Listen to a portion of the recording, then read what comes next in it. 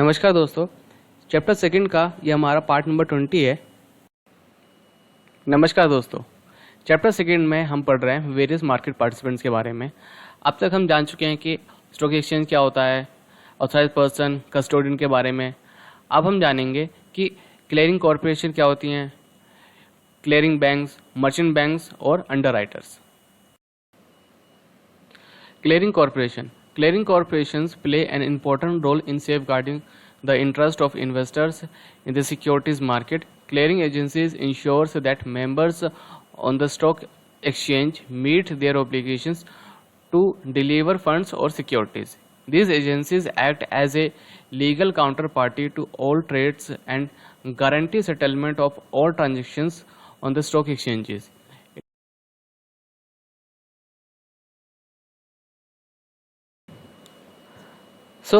Clearing corporation यहाँ पर ये इंश्योर करता है कि जो इन्वेस्टर है उसके जो इंटरेस्ट हैं, यानी कि जो उनके राइट्स हैं, वो सेफ रहें और उनका कोई मिसयूज ना हो।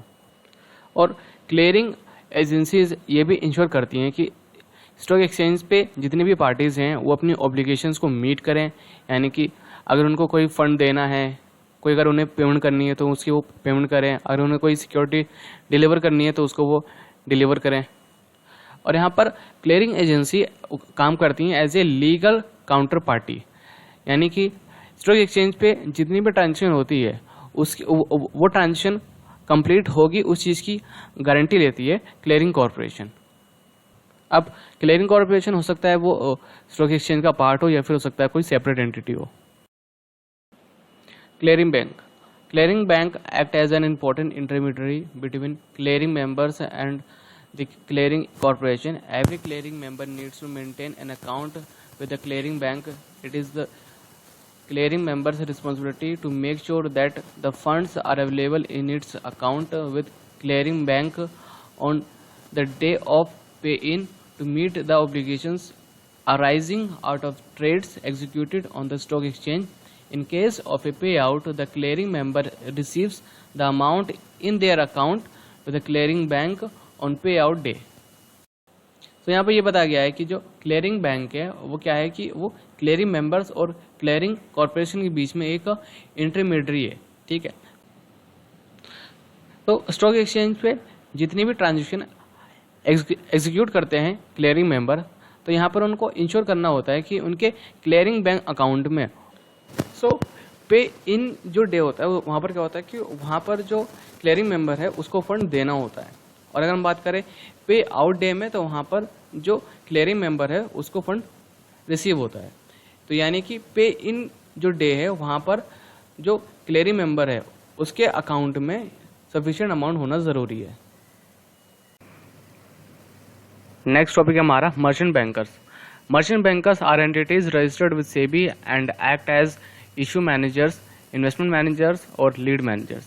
They help an issuer access the security market with an issuance of securities.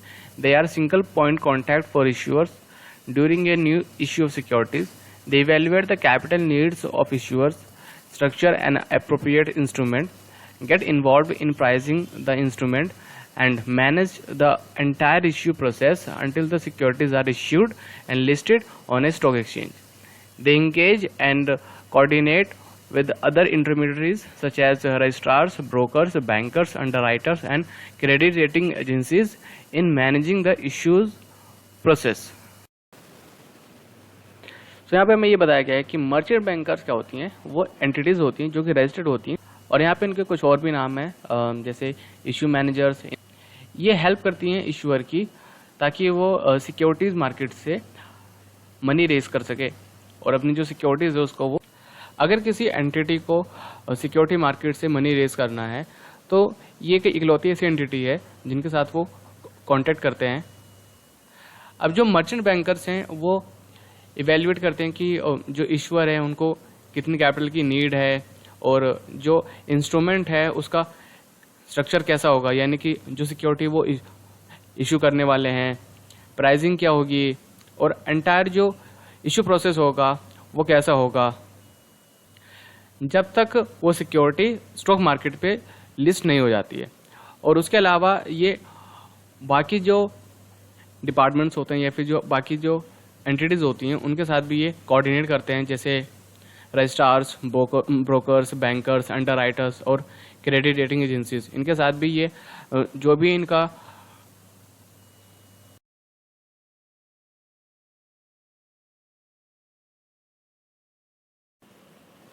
Next topic है हमारा अंडरराइटर्स।